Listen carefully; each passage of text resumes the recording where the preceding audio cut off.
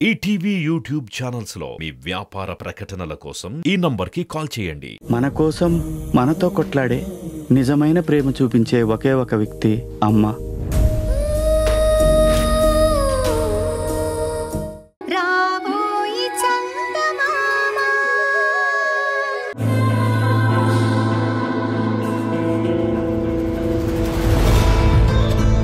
భానుమతి గారు, నేను మీకు ఒక తెలియని కథ చెప్తాను. ఇది ఈ ఇంటి కథ, మీ అమ్మ కథ, మీ నాన్న కథ, మీ పుట్టుక కథ.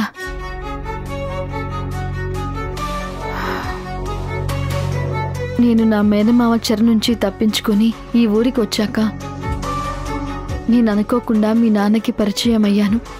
మా పరిచయాన్ని మీ నాన్న ప్రేమగా మార్చుకున్నారు. నా అవసరం, నేను పెళ్లి ఒప్పుకున్నాను. ఆయన వాళ్ళమ్మని ఎదిరించి మరీ నన్ను పెళ్లి చేసుకున్నారు. మొదట ఆయన ప్రేమని అంగీకరించకపోయినా ఆయన మంచితనం అర్థమయ్యాక మెల్లగా మీ నాన్నని ప్రేమించడం మొదలుపెట్టాను భానుమతి గారు.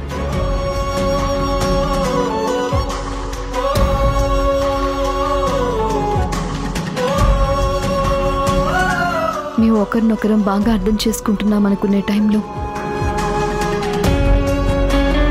మా జీవితంలోకి సుడిగాలిలా ఒక రాక్షసి ఎంటర్ అయింది.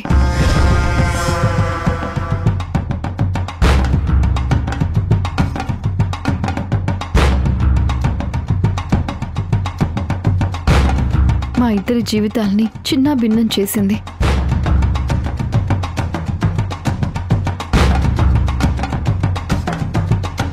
నా కడుపులో పడ్డ నిన్ను నా బిడ్డే కాదు అని ఇంతగా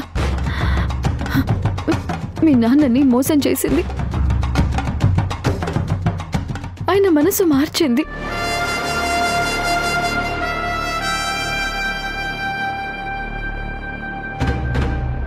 నువ్వు ఆయన బిడ్డవే అని నిరూపించుకోవటానికి నేను ఒక పెద్ద యుద్ధమే చేశానమ్మా.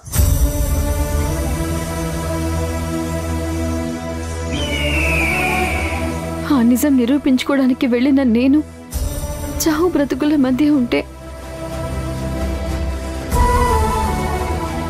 మీ నాన్న ఆయనకే తెలియకుండా ఒక పెద్ద తప్పు చేశారమ్మా. స్నేహ పెళ్లిని ఆపేశారు. ఆ అమ్మాయి కుటుంబం ఆత్మహత్య చేసుకోవడానికి కారణమయ్యాడు.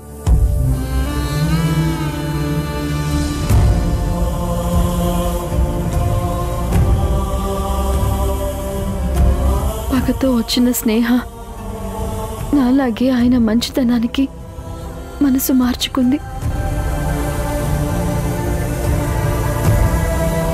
నేను బ్రతికున్నానో లేదో తెలియని పరిస్థితిలో నిన్ను కన్న బిడ్డలా చూసుకుంది. ఆయన్ని భార్యలాగా ప్రేమించింది. ఆ రుద్రాణి చేతిలో మీ నాన్న తోలుబొమ్మ కాకుండా కాపాడింది.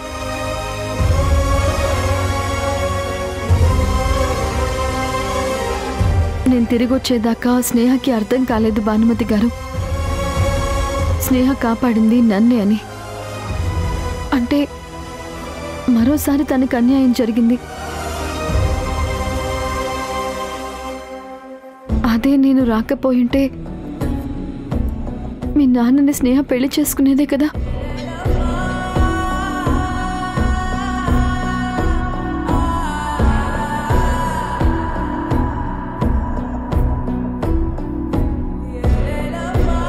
అయినా తను ఎంత మంచి మనిషో తెలుసా భానుమతి గారు.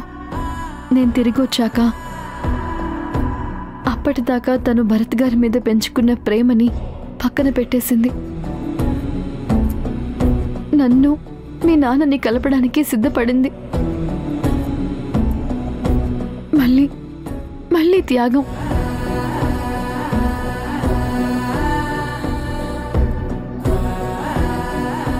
ఇంకా ఎంతకాలం ఎన్ని త్యాగాలు చేస్తుంది.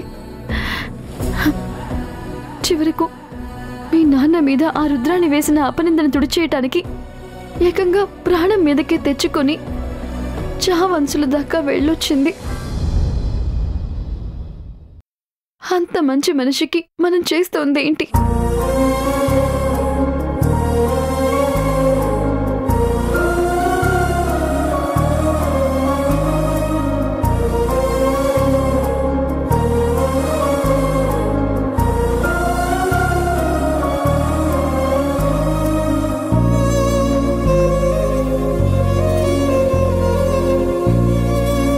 ఏం చెప్పంటారు అత్తయ్య? స్నేహ చేసిన త్యాగానికి మనం చేస్తోందేంటి? తన రుణం తీర్చుకోవటం మన ధర్మం కదా. తనేమి ఆస్తులు కోరుకోలేదు, మనిషిని కోరుకుంది, ప్రేమని కోరుకుంది. నా కోసం తన సర్వస్వం త్యాగం చేసింది.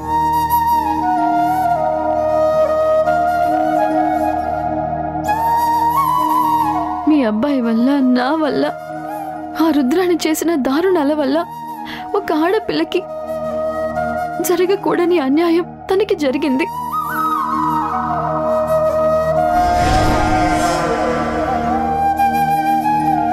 ఇంకా అయినా ఇంకా ఇంకా త్యాగం చేస్తూనే ఉంది. తన ప్రేమని కూడా త్యాగం చేస్తూనే ఉంది.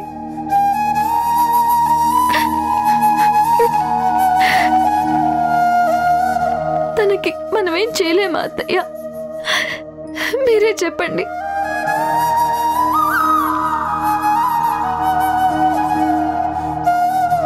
మన కోసం ప్రాణం ఇవ్వడానికైనా వెనకాడని స్నేహకి ఒక జీవితం ఇవ్వాలనుకుంటున్నాను.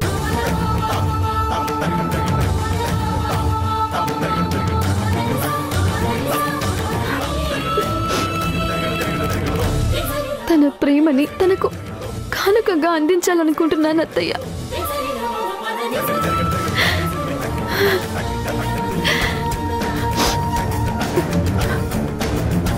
అందుకే భరత్ గారితో స్నేహకి పెళ్లి చేయాలనుకుంటున్నాను.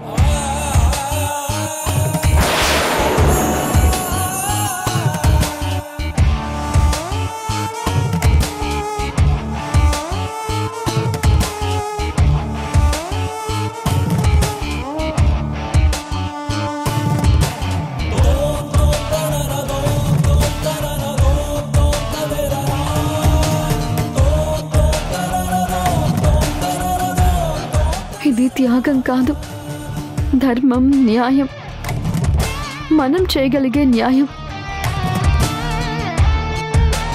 ఇప్పుడు గనక ఈ నిర్ణయం నేను తీసుకోలేకపోతే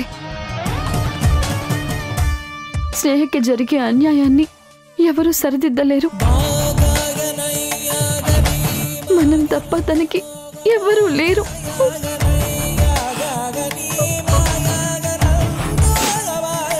నా నిర్ణయాన్ని మీరు అర్థం చేసుకుంటే చాలా అత్తయ్య. స్నేహ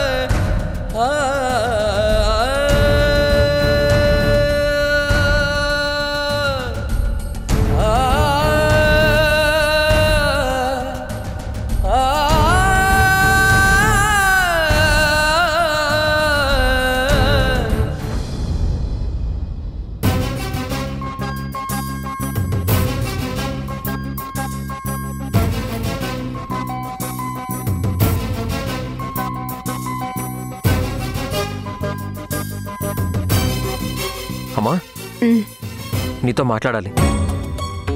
ఏంటో చెప్పు. స్నేహ విషయంలో మనం ఒక నిర్ణయం తీసుకోవాలి. తను ఇన్ని రోజులు ఆ కృష్ణని ప్రేమించానని చెప్పి అందరినీ మోసం చేసింది. ఇప్పుడు అతన్ని ప్రేమించడం లేదని ఒక క్లారిటీ వచ్చింది. స్నేహతో మాట్లాడినా ఉపయోగం లేదు. ఎందుకంటే తాను ఎలాగూ తను ప్రేమించిన వ్యక్తి ఎవరో చెప్పదు. కానీ అలా చెప్పలేదని స్నేహాన్ని మనం వదిలేయలేం కదా. అందుకే తనకి ఏదోలాగా పెళ్లి చేయాలి. ఇదిగో ఈ అబ్బాయి గురించి నీ అభిప్రాయం ఏంటో చెప్పమ్మా. నీకు నచ్చితే సంబంధం ఖాయం చేసి పెళ్లి జరిపించవచ్చు. అదేంటి నాన్న, తను ప్రేమించింది కృష్ణి కాదు అని తెలిసింది కానీ స్నేహ ఇంకొకరిని ప్రేమించడం అయితే నిజమే కదా. ఆ అమ్మాయి ఇష్టపడిన వాళ్ళతో పెళ్లి చేయాలి కానీ ఇలా మనకు నచ్చిన వాళ్ళతో పెళ్లి జరిపిస్తే అన్యాయం చేసిన వాళ్ళం అవుతాం కదా. తను నోరు తెరిచి చెప్పకపోతే ఏం చేస్తామమ్మా? ఎన్నిసార్లు అడగలేదు. అయినా మన దగ్గర అబద్ధం చెప్పాల్సిన అవసరం ఏంటి? అదే ఆ కారణమేంటో మనం తెలుసుకోవాలి. అది మన కనీస బాధ్యత నాన్న. నాకేం చేయాలో అర్థం కావడం లేదమ్మా. స్నేహకి మంచి జీవితం ఇవ్వాలి. నా వల్ల తను జీవితంలో చాలా కోల్పోయింది. ఏ సంబంధం లేకుండా, అసలు నేనెవరో కూడా తెలియకుండా తన లైఫ్లోకి వెళ్ళి తన లైఫ్ని నాశనం చేశాను. ఇప్పుడు చక్కదిద్దాల్సిన బాధ్యత నాకుంది. నేను చెప్పేది కూడా అదే. బాధ్యత తీర్చుకొని చేతులు దులుపుకొని పోవటం కాదు. ఆ అమ్మాయి మనసుకి ఇష్టమైంది చెయ్యాలి. జీవితాంతం స్నేహమోహంలో చిరునవ్వు చెదరకుండా చూడాలి. అది బాధ్యత అంటే. మరి ఏం చేద్దామమ్మా? స్నేహ నోరు తెరవందే ఇక్కడ ఏమీ జరగదు. మనం ఏమీ చేయలేము. సరే, ఆ విషయం నాకు వదిలే, నేను మాట్లాడి చూస్తాను. ఏమో, నీకు చెప్పందే నాతో ఏమైనా చెప్తుందేమో, ఎవరికి తెలుసు. సరే, నీ ఇష్టం అమ్మా, ఏదో ఒకటి చెయ్యి. సరే.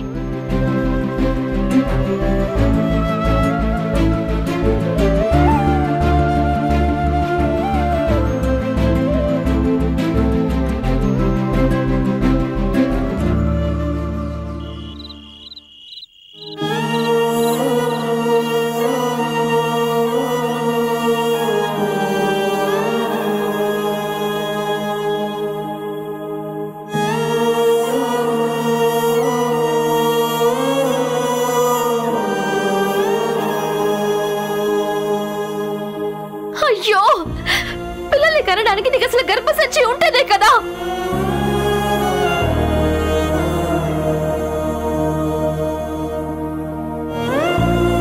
మా వల్ల నువ్వు అమ్మ నాన్నని పోగొట్టుకున్నావు, అన్నని పోగొట్టుకున్నావు, చివరికి నీ రూపం పోగొట్టుకున్నావు.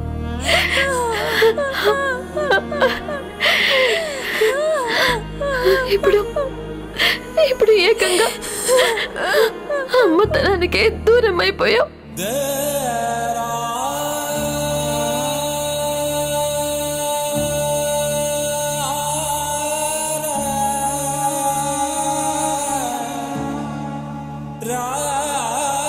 స్నేహ, అత్తయ్య. ఏంటి ఆలోచిస్తున్నావు? ఏం లేదత్తయ్య. ఈ మధ్య నువ్వెందుకో చాలా డల్గా ఉంటున్నావు. ఎవరితోనూ సరిగ్గా కలవటం లేదు, సరిగ్గా మాట్లాడటం లేదు. కారణం ఏంటో తెలీదు. ఆహా, అదేం లేదత్తయ్య, నేను మామూలుగానే ఉన్నాను. అవునా? అయితే నాకు విషయం చెప్తావా? నువ్వు ప్రేమించిందెవరిని? అత్తయ్య ప్లీజ్, దయచేసి ఆ విషయం వదిలిపెట్టండి. నేను దాని గురించి ఏం మాట్లాడదలుచుకోలేదు. నువ్వు వదిలేసినా మేం వదిలేయలేం కదమ్మా.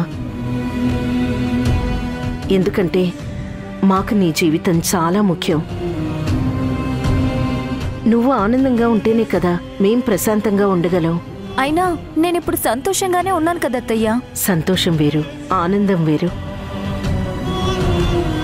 ఉన్న దాంట్లో సంతృప్తి పడితే సంతోషం ఉంటుంది. ఉన్నదంతా సంతృప్తినిచ్చేదైతే జీవితాంతం ఆనందంగా ఉంటుంది. నువ్వున్నంతలో సంతోషాన్ని కోరుకుంటున్నావు. ఇది కాదు, నీ జీవితం ఆనందమయం చేయాలి. అది చెయ్యాలంటే నీకు నచ్చిన వాడితో పెళ్లి జరగాలి. భరత్ చాలా ఫీల్ అవుతున్నాడమ్మా. వాడి కోసమైనా నీకు నచ్చిన కుర్రాడెవరు, ఎవరిని ప్రేమించావో చెప్పు. క్రిష్ విషయంలో ఎందుకలా చేశావో కూడా నేను అడగను. నువ్వు నిజం చెప్పు. అత్తయ్య, మీరు నిజంగా నేను ఆనందంగా ఉండాలి అనుకుంటే నా పెళ్లి విషయం ఎత్తకండి. నన్నిలా బతకనివ్వండి ప్లీజ్. అలా అంటే ఎలా స్నేహ? నీ పెళ్లి చేయటం మా బాధ్యత. కానీ పెళ్లి చేసుకునే ఉద్దేశం నాకు లేదు. కారణం ఏంటి? నీకు నచ్చిన వాణ్ణి వెతికి తెస్తావని మేం చెప్తున్నాం కదా. జాతి, మతం, కులం, డబ్బు, స్టేటస్ ఇవేవీ అడ్డురావు. అది మేం చూసుకుంటాం. నీ మొహంలో చిరునవ్వు కంటే మాకేది ముఖ్యం కాదు స్నేహ. అర్థం చేసుకోమ్మా. అత్తయ్య, నేను చెప్పేదాన్ని చెప్పగలిగేదాన్నైతే ఎప్పుడో చెప్పేదాన్ని కదత్తయ్య. మీ బలవంతం మీద కృష్ణి పరిచయం చేశానంటేనే నాకు చెప్పాలని లేదని మీకు అర్థమే ఉండాలి. ఇప్పుడు ఇంకా నన్ను ఎందుకు ఇబ్బంది పెడతారు? నా పెళ్లి మీ బాధ్యతని ఫీల్ కాకండి. నన్నిలా ప్రశాంతంగా ఉండనివ్వడమే మీ బాధ్యత అనుకోండి. అంతకంటే ఇంకేం ఆలోచించకండి అత్తయ్య. నన్నిలా ఒంటరిగా వదిలేయండి ప్లీజ్. స్నేహ,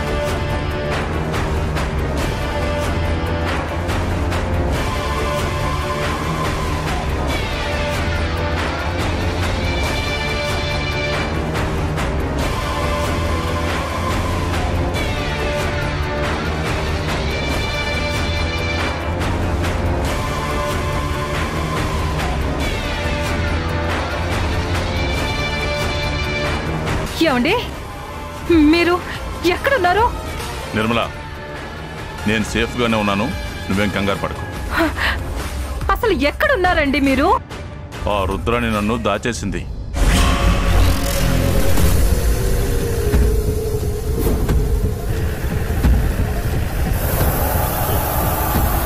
నేనప్పుడే అనుకున్నాను ఇదంతా దాని పనే అని. మీకోసం ఆ ఇంటికి కూడా వచ్చాను, ఎక్కడ కనిపించలేదు. నన్ను ఇక్కడే ఓ గదిలో దాచిపెట్టింది. కట్లు విప్పేసుకున్నాను. అయితే వెంటనే వచ్చేసేయండి. ముందు ఇంటికి వచ్చాక దాని పని చెప్తాం. వద్దు నిర్మల, నేను కట్లు విప్పుకున్న సంగతి తనకింకా తెలీదు. నేనిక్కడే ఉంటాను. ఎందుకు? ఆ భారతీయాన్ని లేపేయాలి. ఇప్పుడు నేను బయటకు వస్తే మళ్ళీ లోపలికి రావడం చాలా కష్టం. ఇక్కడే ఉన్నాను కాబట్టి టైం చూసుకుని వాణ్ణి, అడ్డొస్తే ఆ రుద్రాన్ని కూడా లేపేస్తాను. జాగ్రత్త అండి. ఆ రుద్రాణి, భరత్, చంద్రిక ముగ్గురు చాలా డేంజర్ మనుషులు. నేను వాళ్ళకంటే డేంజర్ మనిషిని. నన్ను తెచ్చి ఇక్కడ దాచి తప్పు చేశారు. అది వాళ్ళకి తెలిసేలా చేస్తాను. నా గురించి నువ్వేం టెన్షన్ పడకు. ఉంటాను.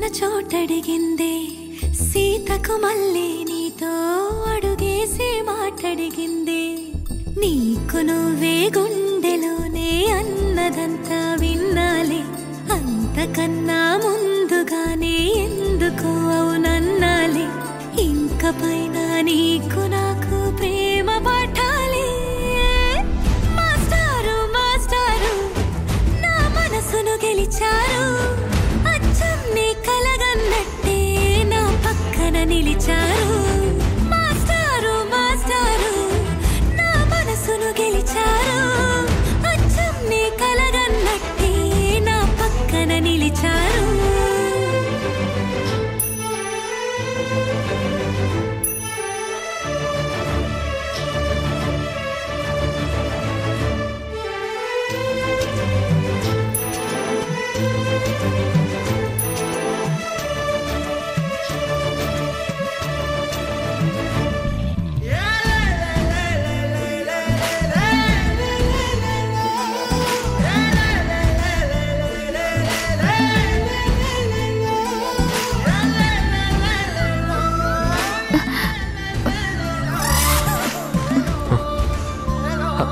చంద్రిక చంద్రిక ఆగు. ఏంటి చంద్రిక నువ్వెప్పుడొచ్చావు? అసలు నువ్వు ఇక్కడికి వచ్చావంటేనే ఆశ్చర్యంగా ఉంది. నిన్ను ఎన్నిసార్లు పిలిచినా ఇటు వచ్చేదానివి కాదు. ఏంటి చంద్రిక ఏమైంది? ఎందుకలా ఉన్నావు? చెప్పు.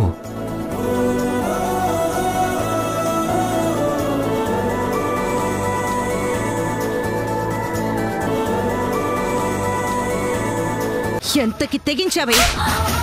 చంద్రిక ఉండి కూడా భరత్ని కోరుకున్నావంటే అసలు నీకు రుద్రానికి ఏంటే తేడా? నీకేది కావాలంటే అది ఇచ్చేస్తాను, కానీ నువ్వు మాత్రం అసలు ఇక్కడ ఉండొద్దు. అత్తయ్య అత్తయ్య నా భర్తతోనే స్నేహ పెళ్లి చేద్దాం అనుకుంటున్నాను. నోర్మోయ్! వాడు నీకు భర్తగా మారడానికి ముందు వాడు నా కొడుకు. ఈ ఇంట్లో ఎవరు నా కోడలుగా ఉండాలో నిర్ణయించాల్సింది నేను. ఈటీవీ విన్ యాప్ రోజుకి కేవలం రూపాయి మాత్రమే. ఇప్పుడే ఈటీవీ విన్ యాప్ డౌన్లోడ్ చేసి సబ్స్క్రైబ్ చేయండి.